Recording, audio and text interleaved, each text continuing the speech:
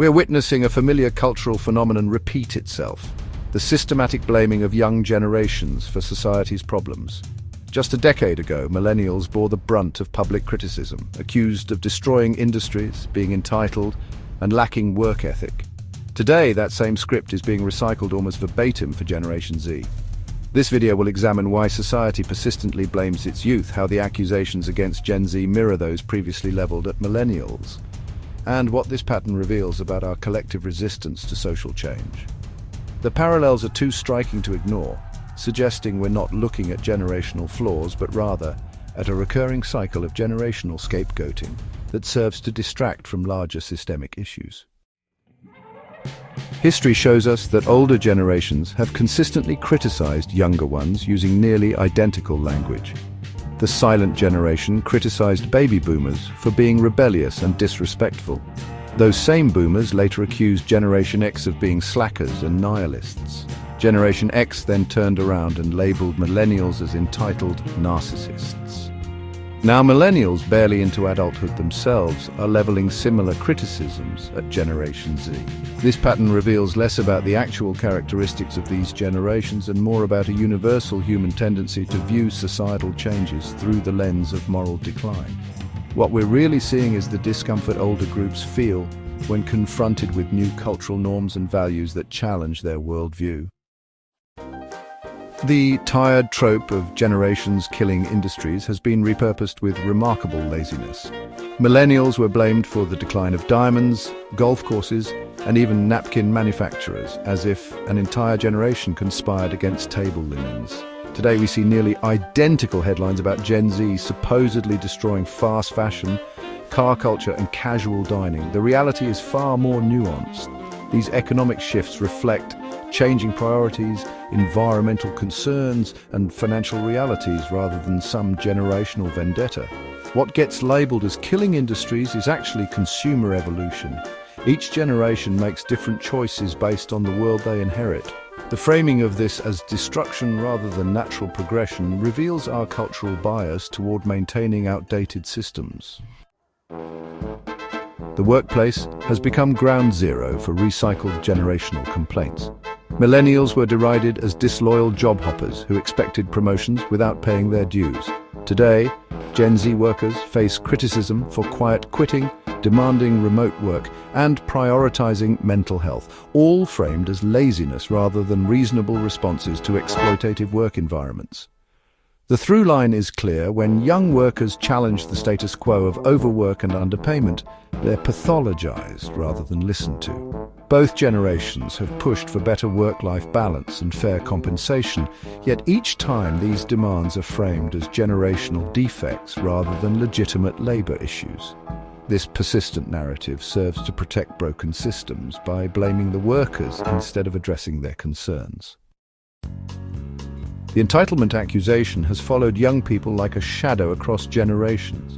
Baby boomers called Generation X entitled for wanting job security. Generation X said millennials were entitled for expecting college to lead to good jobs. Now millennials accuse Generation Z of entitlement for demanding mental health support and living wages. This pattern reveals a fundamental disconnect. What older generations call entitlement, younger generations call basic rights.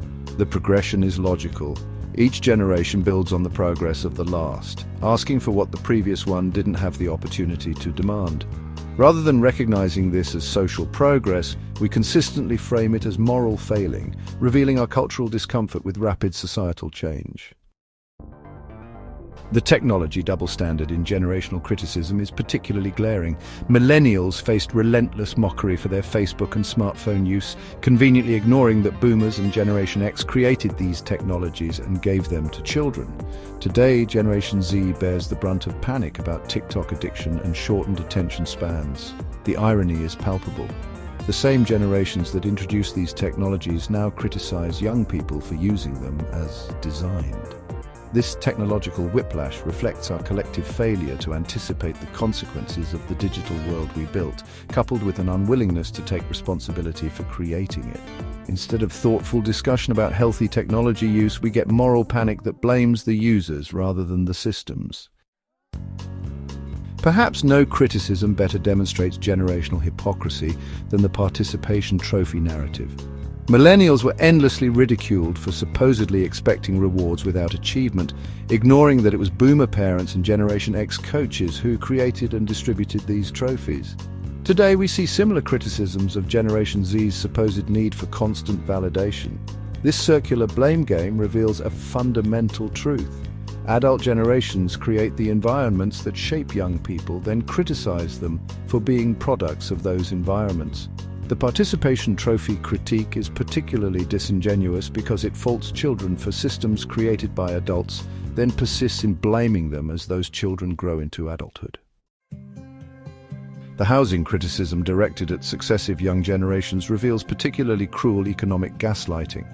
Millennials were shamed for not being able to afford homes, told they wasted money on avocado toast rather than saving for down payments in an impossible market. Now, Gen Z faces criticism both for wanting homeownership in an even worse market and for rejecting it altogether as unrealistic. This impossible double standard, blamed both for wanting what's unattainable and for not wanting it enough, demonstrates how generational criticism often serves to obscure systemic economic failures. Rather than address skyrocketing housing costs and stagnant wages, it's easier to blame young people for their housing struggles. Relationship norms have become another battleground for recycled generational criticism. Millennials were accused of destroying marriage with hookup apps and delayed commitment. Now Gen Z faces criticism for dating less, marrying later, or rejecting traditional relationships altogether. This moving target of acceptable romantic behavior reveals how each generation's natural evolution of dating practices gets framed as moral decline. The reality is that young people adapt their romantic lives to their economic and social circumstances. Whether that's delaying marriage due to financial instability or using apps to navigate an increasingly disconnected world. Rather than recognize these adaptations as rational responses to changing conditions, we consistently frame them as character flaws. The evolution of mental health discourse provides a clear example of how progress gets reframed as weakness across generations. Millennials were mocked as snowflakes for bringing anxiety and depression into public conversation.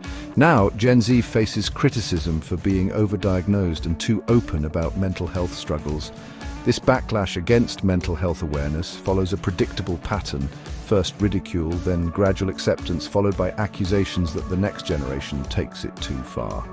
What gets labeled as generational fragility is actually the natural progression of mental health understanding. Each generation builds on the awareness of the last, creating discomfort for those who grew up with more repressed attitudes. The consumer shaming of young people has simply changed its targets while maintaining the same flawed logic. Millennials were infamously blamed for spending on avocado toast instead of saving for houses, a mathematically absurd argument that ignored actual housing economics. Today, Gen Z faces similar criticism for purchases like 50 Stanley Cups or designer skincare. This persistent focus on individual spending habits serves to distract from structural economic issues. The truth is that no generation's minor luxuries explain systemic wealth inequality, but blaming young people's consumption choices is easier than addressing the real economic barriers they face. Young generations face contradictory criticism about their political engagement that reveals our cultural cognitive dissonance. Millennials were called politically apathetic for not voting in sufficient numbers. Now Gen Z is labeled as too radical for their protest participation and progressive values. This impossible standard, where young people are wrong whether they engage too little or too much, demonstrates how generational criticism often serves to maintain political status quos. The reality is that each generation develops its political consciousness in response to the world it inherits, and the discomfort this creates for older generations gets expressed as criticism rather than engagement. The educational blame game demonstrates how young generations face criticism regardless of their choices. Millennials were told college was mandatory for success, then shamed for their student loan debt when the promised rewards didn't materialize. Now, Gen Z is criticized for questioning the value of traditional higher education and exploring alternative paths. This educational double standard reveals a fundamental truth. The job market and economy have changed dramatically, but our cultural narratives about education haven't kept pace. Rather than adapt our advice to current realities, we blame young people for responding rationally to the system we've created. The social media moral panic has simply changed platforms while maintaining the same alarmist tone. Millennials were the first addicted generation, criticized for their Facebook and Instagram use. Now Gen Z bears the brunt of panic about TikTok, Snapchat, and emerging platforms. This recurring pattern demonstrates our society's inability to have nuanced conversations about technology. Rather than examining how social platforms are designed to be addictive or discussing healthy usage patterns, we default to blaming young users for the predictable outcomes of systems designed by adults. The technology changes, but the unproductive criticism remains the same. The cyclical nature of fashion criticism reveals how each generation's style choices become temporary cultural battlegrounds. Millennials were mocked for their skinny jeans and side parts. Now Gen Z faces ridicule for their baggy pants and middle parts. This endless cycle of fashion criticism, where youth styles are initially derided before being accepted and eventually nostalgic, demonstrates how generational differences get weaponized for superficial debates. The truth is that fashion naturally evolves with each generation, and today's cringe styles often become tomorrow's vintage trends. The energy spent criticizing young people's clothing choices would be better directed at actual social issues. Musical preferences have long served as flashpoints for generational conflict, with each youth culture's music initially dismissed before eventual acceptance. Millennials faced mockery for their pop-punk and emo phases, genres now celebrated with nostalgia tours.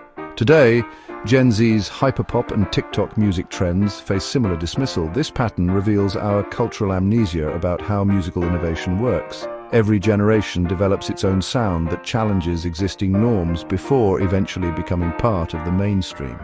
The criticism says more about the critic's discomfort with change than about the actual quality of the music. The persistent myth that younger generations won't grow up properly reflects our changing life trajectories more than any actual failure. Millennials were called basement dwellers for living with parents during economic crises. Now Gen Z faces accusations of Peter Pan syndrome for delaying traditional adulthood milestones. This criticism ignores the dramatic economic shifts that have made independent adulthood increasingly difficult to achieve. Rather than acknowledge these structural barriers, we blame young people for responding rationally to the world they've inherited, a world where wages stagnate while costs soar, making traditional adulthood timelines unrealistic. The criticism of young climate activists demonstrates how society punishes those who point out uncomfortable truths. Millennials were largely ignored when they raised early climate warnings. Now Gen Z activists face accusations of being alarmist or too radical in their demands for environmental action. This pattern mirrors historical responses to social movements: first dismissal, then criticism of the methods used to gain attention. The reality is that young generations are inheriting a planet in crisis and responding with appropriate urgency, while those responsible for the crisis deflect with generational criticism. The evolution of cancel culture criticism reveals how each generation's social justice efforts get reframed as excessive. Millennials were accused of political correctness for challenging racist and sexist language. Now Gen Z faces criticism for holding individuals and institutions accountable for harmful behavior. This recurring backlash against social progress demonstrates how power structures resist change. What begins as reasonable challenges to injustice gets reframed as generational extremism. The truth is that each generation pushes boundaries further than the last, creating discomfort that gets expressed as criticism rather than engagement. Young generations face impossible standards regarding parenting before many even become parents. Millennials were told they'd be terrible parents for being too permissive or too anxious. Now Gen Z is criticized for not wanting children at all, or for planning to raise them differently. This constant scrutiny of hypothetical parenting reveals our cultural anxiety about social reproduction. Each generation develops its parenting approach in response to its own childhood experiences and current social conditions. What gets framed as generational parenting flaws are often thoughtful responses to real challenges. The shifting criticism around work ethic reveals our cultural contradictions. Millennials were shamed for not embracing ruthless hustle culture enough. Now Gen Z is mocked for rejecting that same grind mentality through quiet quitting and work-life balance demands. This reversal demonstrates how generational criticism often serves to maintain exploitative systems. Young workers are wrong whether they participate too much or too little in unhealthy work cultures. The truth is that both generations have sought fair compensation and humane working conditions, just expressed through different cultural moments. The narcissism label has been weaponized against successive young generations with little evidence. Millennials were called self-obsessed for taking selfies and documenting their lives online. Now Gen Z is labeled vain for their TikTok presence and curated online personas. This criticism ignores that social media participation is now a near-universal behavior across age groups. What gets framed as generational narcissism is actually just young people navigating the digital world they inherited, a world created and normalized by older generations before them. The myth that each generation is more fragile than the last persists despite evidence to the contrary. Millennials were called coddled for needing feedback and clear expectations at work. Now Gen Z is labeled oversensitive for setting boundaries and requesting accommodations. This narrative reveals our cultural discomfort with evolving workplace norms. What gets framed as weakness is often just clearer communication about human needs. The truth is that workplace expectations are changing to be more humane, and this progress gets reframed as generational deficiency to maintain existing power structures. Young workers face contradictory criticism about their professional loyalty that reveals employer hypocrisy. Millennials were called disloyal for job hopping to advance their careers in a gig economy. Now Gen Z is labeled disrespectful for questioning authority and demanding meaningful work. This double standard demonstrates how generational criticism often serves employer interests. Young workers are wrong whether they stay too long at unfulfilling jobs or leave to find better opportunities. The reality is that both generations have responded rationally to the erosion of the traditional employment contract. The accusation that each young generation lacks a sense of humor is as predictable as it is unfounded. Millennials were told they couldn't take jokes when they challenged offensive humor. Now Gen Z is accused of killing comedy with cancel culture. This pattern reveals how humor evolves with cultural values. What one generation finds funny often becomes uncomfortable for the next as social awareness grows. Rather than recognize this natural progression, we frame it as generational humorlessness to avoid examining why certain jokes no longer land. The criticism of young people's digital habits ignores who created the digital world they inhabit. Millennials were mocked for their MySpace and early internet use. Now, Gen Z faces panic about their TikTok and Discord engagement. This recurring pattern demonstrates our collective failure to guide healthy technology use. Rather than create balanced digital environments, we built addictive platforms and then blame young people for using them as designed. The criticism would be better directed at the systems than at their most vulnerable users. The evolution of social justice criticism reveals how progress gets reframed as extremism. Millennials were called social justice warriors for basic civil rights advocacy. Now Gen Z is labeled too woke for taking that advocacy further. This predictable backlash demonstrates how each generation builds on the social progress of the last, creating discomfort that gets expressed as criticism. What gets framed as generational excess is often just the natural progression of civil rights understanding. The marketing of nostalgia reveals how generational identity gets commodified and weaponized. Millennials were sold 90s reboots and then mocked for consuming them. Now Gen Z is ridiculed for their 2000s nostalgia while being targeted by the same marketing strategies. This cycle demonstrates how corporations profit from generational identity while society mocks young people for responding to precisely targeted nostalgia campaigns. The criticism is particularly disingenuous given that the nostalgia industry is created and controlled by older generations. The persistent claim that young generations see themselves as victims reveals our discomfort with acknowledging real grievances. Millennials were told to stop complaining about student debt and job prospects. Now Gen Z is accused of playing the victim about climate anxiety and economic instability. This pattern demonstrates how legitimate concerns get reframed as generational character flaws to avoid addressing systemic issues. The truth is that each generation faces unique challenges, and acknowledging them isn't weakness, it's the first step to solving problems. The consistent recycling of criticisms across generations reveals an uncomfortable truth. We're not reacting to actual generational differences, but to our own discomfort with social change. Young people have always pushed boundaries and adapted to new realities. That's how progress happens. The energy spent blaming Gen Z for problems we previously attributed to millennials would be better directed at addressing the actual systemic issues affecting all generations. Until we recognize this pattern, we'll remain trapped in an endless loop of generational conflict that serves no one but those who benefit from divided populations.